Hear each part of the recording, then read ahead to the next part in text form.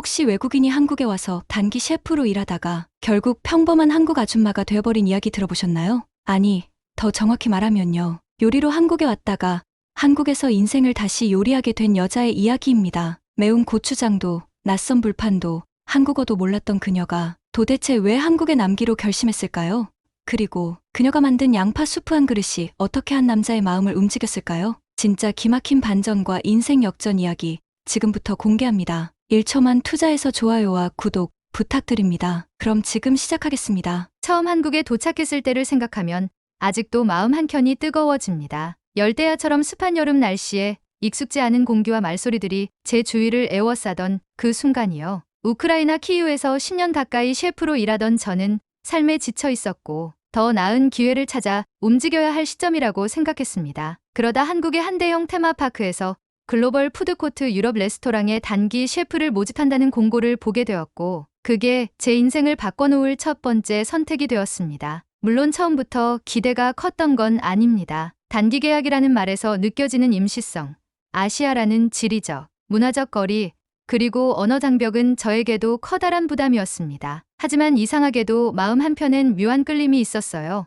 마치 양파 껍질처럼 켜켜이 쌓인 불안과 기대가 뒤섞인 감정이었죠. 한 번쯤은 이런 도전도 괜찮지 않을까 하는 생각으로 저는 짐을 꾸렸고 그렇게 한국 땅을 밟았습니다. 처음 주방에 들어갔을 때 제 머릿속은 그야말로 혼돈 그 자체였습니다. 주문이 들어오면 요리사들이 빠르게 움직이고 짧고 강한 단어들이 주고받아지는데 저에겐 그게 마치 다른 행성의 언어처럼 들렸습니다. 빨리빨리, 지금 나가야 돼요. 이런 외침 속에서 저는 어떻게든 뒤따라가려 애썼지만 실수도 많았고 주눅이 들기도 했습니다. 언어도 문화도 낯설었고 무엇보다도 외국인이라는 이유만으로 저에게 기대하는 바가 낮게 느껴지는 순간들이 있었습니다. 하지만 어느 날 퇴근 후 동료들과 나란히 지하철을 타고 돌아오던 중 한국 드라마에서 본 장면이 스쳐 지나갔습니다. 사람들이 서로를 배려하고 빠르게 움직이지만 질서는 어지럽지 않은 모습이었죠. 이 나라엔 뭔가 특별한 게 있다는 생각이 들었습니다. 그날 이후 저는 결심했습니다. 단순히 돈을 벌고 돌아가는 일시적인 체류자가 아니라 이곳에서 정말로 뿌리 내려보고 싶다고요. 주변 동료들은 주말마다 서울 시내를 구경하고 홍대나 이태원에서 사람들과 어울리며 자유로운 시간을 즐겼습니다. 하지만 저는 조금 달랐습니다. 관광보다 소통이 더 필요하다고 느꼈거든요. 쉬는 날이면 카페 구석자리에 앉아 자막 있는 한국 예능을 반복해서 보며 단어를 외웠습니다. 밥 먹었어요. 괜찮아요 같은 표현부터 시작해서 손으로는 레스토랑 메뉴 이름을 하나하나 적어가며 발음을 익혔습니다. 물론 잘 안 들릴 때도 많았고 어떤 때는 단어 하나 알아듣지 못해 눈물이 날 뻔한 적도 있었지만 저는 포기하지 않았습니다. 그런 시간들이 쌓이면서 제 안에서 묘한 변화가 시작됐습니다. 예전에는 하루하루 버티는 것에 집중했다면 이젠 조금씩 주변을 살필 수 있게 되었고 레스토랑 안에서 일어나는 사소한 변화들도 보이기 시작했습니다. 오늘 손님이 많이 웃으시네. 이 소스는 한국 사람들 입맛에 맞을까 하는 생각들을 하며 점점 그냥 요리사가 아닌 이곳 사람들과 호흡하는 요리사가 되고 싶다는 욕심이 생기더군요. 그 무렵이었습니다. 주방 팀장님이 조심스럽게 말을 걸어왔습니다. 안젤리나 씨, 혹시 한국어 수업 듣고 있어요? 발음이 좀 좋아진 것 같아서요. 그 말을 듣는 순간 그동안의 노력이 조금은 인정받는 느낌이 들었습니다. 그렇게 조금씩, 아주 조금씩 저는 이 낯선 땅에 뿌리를 내리고 있었던 것 같습니다. 저는 이곳이 이제 단순한 일터가 아니라 제 인생의 또 다른 챕터가 될 수 있을지도 모른다고 생각하게 되었습니다. 물론 아직 갈 길은 멀었고 넘어야 할 산도 많았지만 처음 느꼈던 낯설미 이제는 설렘으로 바뀌고 있다는 걸 저는 분명히 느낄 수 있었습니다. 물론 모두가 저의 노력을 이해해주는 것은 아니었습니다. 일부 직원들은 굳이 한국어까지 배우려고 애쓰는 이유가 뭐냐는 듯한 눈빛을 보내기도 했고 어떤 날은 저에게 말을 건네는 대신 다른 한국 동료에게 통역을 부탁하며 저를 배제하는 경우도 있었습니다. 그럴 때면 마음이 철렁 내려앉았고 내가 괜한 노력을 하는 건 아닐까 싶어지기도 했습니다. 하지만 다시 마음을 다잡았습니다. 제 목표는 단순히 인정받는 것이 아니라 이곳에서 사람들과 진짜로 어울리고 스스로 변화를 만들어가는 것이었으니까요. 시간은 흘러 어느덧 한국에 온 지 3달이 지났습니다. 처음엔 손에 땀을 쥐게 했던 주방의 긴장감도 이제는 익숙한 하루의 리듬처럼 느껴졌습니다. 여전히 모든 것이 완벽하진 않았지만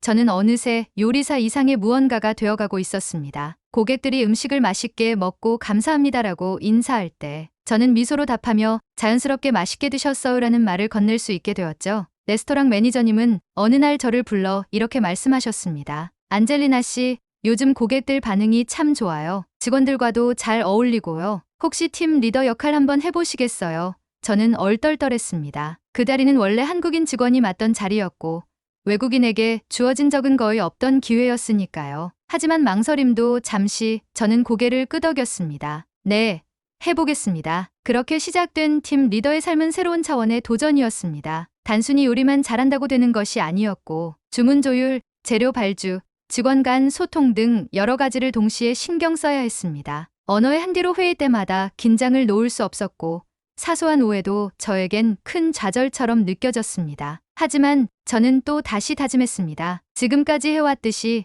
천천히 한 걸음씩 나아가자. 의외였던 건 한국 직원들의 반응이었습니다. 팀 리더가 된 이후에도 저를 거리두지 않았고 오히려 더 많은 이야기를 나누려 했습니다. 어느 날 한 남자 직원이 무거운 재료 상자를 들고 저에게 다가와 말했습니다. 안젤리나 씨, 이거 너무 무거워요. 제가 들어드릴게요. 저는 순간 멈칫했습니다. 우크라이나에서는 여성 셰프라도 당연히 혼자 들고 옮겨야 했고 도움을 받는다는 것은 오히려 약하다는 뜻으로 여겨질 수 있었으니까요. 하지만 그 직원의 말투엔 어떤 계산도 없었습니다. 그냥 자연스럽고 진심 어린 배려였어요. 그 이후에도 자주 그런 순간을 마주했습니다. 퇴근길에 우연히 만난 손님이 오늘도 음식 정말 맛있었어요. 아이가 유럽 음식은 잘 안 먹는데 여기선 잘 먹어요라며 인사를 전하셨고 작은 손편지를 건넨 부모님도 계셨습니다. 팀원들과 회식을 할 땐 늘 먼저 자리를 잡아주고 저의 메뉴 선택까지 신경 써주는 모습에 감동을 받기도 했습니다. 그리고 그때서야 저는 한국 사회가 가진 배려의 깊이를 조금씩 이해하게 되었습니다. 우크라이나에서의 삶은 언제나 견디는 것이었고 여성이라는 이유만으로 더 강해져야 했습니다. 사람들은 감정을 드러내지 않았고 일은 일이고 사생활은 사생활대로 철저히 구분되었죠. 하지만 이곳 한국에서는 일터에서조차 사람과 사람 사이의 온기가 흐르고 있었습니다. 물론 문화적 차이에서 오는 혼란도 있었지만 시간이 지날수록 저는 다름을 인정하고 이해하는 법을 배워가고 있었습니다. 하루는 레스토랑에서 간단한 사내 행사로 각국 요리 경연 대회를 열게 되었습니다. 저는 우크라이나 전통 요리인 보르시와 피로시키를 준비했어요. 익숙하지 않은 재료들과 조리법에 한국 직원들은 처음엔 고개를 갸웃했지만 맛을 본 순간 다들 눈을 동그랗게 떴습니다. 이거 진짜 맛있네요. 처음 먹어보는데요? 라는 반응이 쏟아졌고 심지어 몇몇 직원들은 레시피를 알려달라며 몰려왔습니다. 그날 이후 제 요리는 단순히 외국 음식이 아니라 우리 가게의 인기 메뉴가 되었습니다. 그렇게 저는 점점 한국과 가까워졌습니다. 언어가 조금씩 익숙해졌고 사람들과의 소통도 매끄러워졌습니다. 레스토랑 운영회의에서 의견을 내는 일도 자연스러워졌고 제 요리에 대해 고객들이 기대하는 눈빛을 보게 되었습니다. 어느 날 퇴근길 저는 거울을 보며 혼잣말을 했습니다. 이제는 정말 이곳이 내 자리일지도 몰라. 주변 친구들 중엔 계약이 끝나면 돌아가려는 이들도 있었지만 저는 조금 다르게 생각했습니다. 이곳에서의 시간은 단순히 체류가 아니라 삶의 일부가 되어버렸기 때문입니다. 아직은 완벽하진 않지만 저는 이 새로운 환경 안에서 성장하고 있었고 무엇보다도 저 자신이 조금씩 변화하고 있다는 걸 느낄 수 있었습니다. 그리고 그 무렵 제가 가장 뜻밖의 인연을 만나게 됩니다. 그것은 아마 제 인생에서 가장 큰 변화의 시작이었을 겁니다. 그날도 평소와 다르지 않은 바쁜 점심시간이었습니다. 유난히 손님이 몰려와 정신없이 음식을 준비하던 중 프런트 직원이 제게 말을 걸었습니다. 안젤리나 씨, 자주 오시는 손님 한 분이 안젤리나 씨 요리 팬이라고 하셨어요. 저는 웃으며 요리를 맛있게 드셨다는 말씀이겠죠? 라고 넘겼습니다. 그런데 그날 오후 마감 준비를 하던 참에 홀에서 조용히 앉아 계신 손님 한 분이 눈에 들어왔습니다. 제가 만든 양파 수프와 크림 요끼를 천천히 음미하던 그분은 식사가 끝나자 저를 향해 조용히 고개를 숙이며 인사를 했습니다. 그 사람이 김도현 씨였습니다. 근처 피트니스 센터를 운영하는 분이라고 들었고 테마파크 안에서 일하는 우리와는 달리 단정한 셔츠 차림의 말끔한 인상이었죠. 항상 좋은 음식 감사합니다. 이 수프는 진짜 잊을 수 없을 것 같아요. 짧지만 정중한 인사였습니다. 그리고 그날 이후 이상할 만큼 자주 그 분과 마주치게 되었습니다. 점심시간이면 슬그머니 나타나 제 요리를 주문하고 식사가 끝난 뒤에는 빠지지 않고 인사를 건넸습니다. 어느 날 그는 제게 이렇게 물었습니다. 혹시 여기서 오래 일하실 생각 있으세요?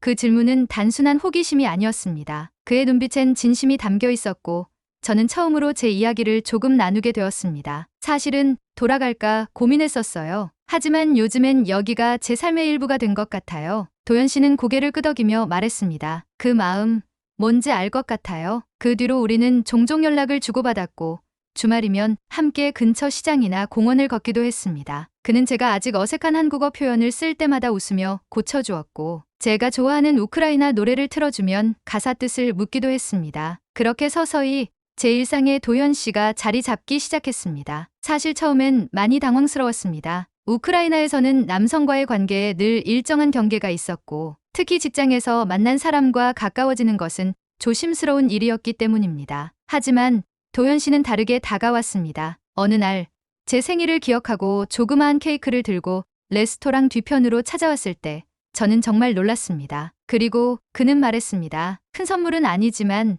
오늘 하루는 조금 특별하게 보내셨으면 해서요. 그 순간 저는 느꼈습니다. 이 사람은 나를 배려하고 있구나. 하지만 이 관계가 처음부터 순탄했던 것은 아닙니다. 한국 사람들과 잘 지내고 있다고 생각했지만 어느 날 식당에서 불쾌한 일을 겪게 되었어요. 도연 씨와 함께 식사를 하던 중 한 중년 손님이 저를 힐끗 보며 웅성거리기 시작했습니다. 외국인인데 어떻게 저런 자리에 있을 수 있지? 라는 말이 들렸고 순간 가슴이 철렁 내려앉았습니다. 도연 씨는 조용히 그 상황을 무마하며 자리를 옮겼지만 저는 마음에 큰 상처를 받았습니다. 그날 밤 저는 깊은 고민에 빠졌습니다. 아무리 노력해도 나는 이방인일 뿐일까? 자꾸만 그런 생각이 들었고 도연 씨에게조차 거리감을 느끼게 되었습니다. 다음날 그는 제가 평소보다 조용하다는 걸 눈치채고 말했습니다. 어제 일은 신경 쓰지 마세요. 저도 처음에 그런 비슷한 말 들었어요. 하지만 안젤리나 씨, 그 사람 말이 전부는 아니에요. 제 눈에 보이는 안젤리나 씨는 누구보다 한국에 어울리는 사람이에요. 그 말에 저는 눈물이 핑 돌았습니다. 그리고 그제야 깨달았습니다. 제가 느끼는 이방인으로서의 외로움은 누군가의 말 한마디로 완전히 지워지진 않겠지만 누군가의 진심 어린 응원으로 분명 위로받을 수 있다는 것을요. 도연 씨는 말뿐 아니라 행동으로도 저를 아껴주었습니다. 비 오는 날엔 우산을 들고 레스토랑 앞까지 와 있었고 피곤한 날엔 제가 좋아하는 과일을 사다 주며 오늘도 수고하셨어요라고 말해주었습니다. 그런 시간이 쌓이면서 저는 점점 이곳에서의 삶이 잠시의 체류가 아니라 함께 사는 삶이라는 걸 실감하게 되었습니다. 한국은 완벽한 나라는 아닐지도 모릅니다. 가끔은 문화 차이로 때로는 언어로 인해 마음이 멀어질 때도 있습니다. 하지만 그런 순간을 극복하게 해준 건 언제나 사람들의 따뜻한 진심이었습니다. 그렇게 저는 제 인생의 다음 단계를 생각하게 되었습니다. 그리고 어느 날 아주 뜻밖의 연락을 받게 됩니다. 그것은 제가 이 땅에서 더 깊이 뿌리내릴 수 있는 새로운 기회였고 동시에 제 인생을 완전히 바꿔놓을 제안이었습니다. 계약 만료일이 한 달 앞으로 다가왔던 어느 오후였습니다. 레스토랑 주방 업무를 마치고 평소처럼 재료 정리를 하고 있던 참에 스마트폰으로 낯선 번호가 걸려왔습니다. 평소 같으면 받지 않았을 수도 있었지만 왠지 모를 예감의 전화를 받았습니다. 안젤리나 씨 맞으시죠? 저희는 서울에 있는 요리 아카데미인데요. 잠시 통화 가능하실까요?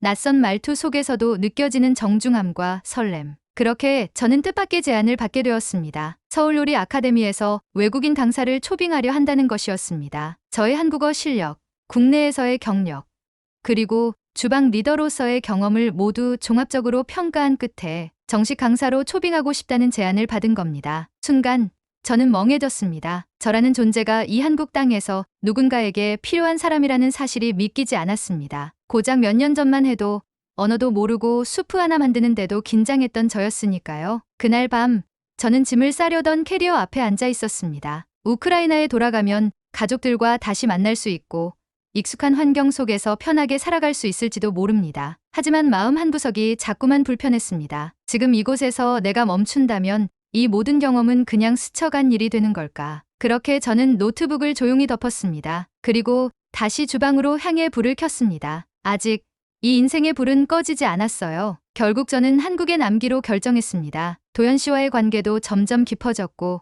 저희는 자연스럽게 연애를 시작했습니다. 그는 여전히 조용하고 따뜻하게 저를 지켜봐 주었고 저는 그에게서 말로 설명할 수 없는 안정감을 느꼈습니다. 어느 날 주방에서 같이 간단한 요리를 만들던 중 도연 씨가 반지를 꺼내며 말했습니다. 안젤리나 씨, 이젠 함께 한 식탁에서 인생을 나눠보지 않으시겠어요?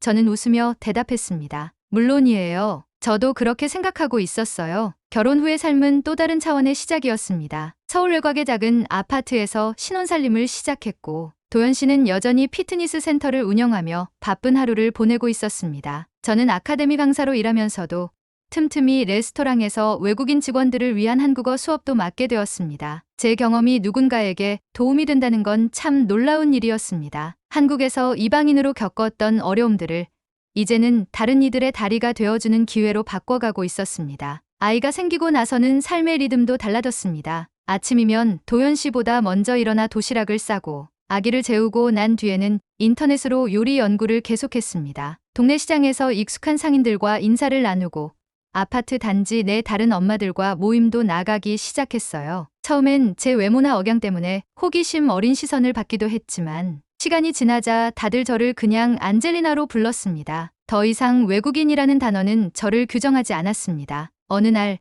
아카데미에서 수업을 마치고 나오는 길에 예전 레스토랑 동료를 우연히 만났습니다. 그는 저를 보며 눈을 동그랗게 뜨고 말했어요. 안젤리나 씨, 이제 진짜 한국 사람이 다 되셨네요.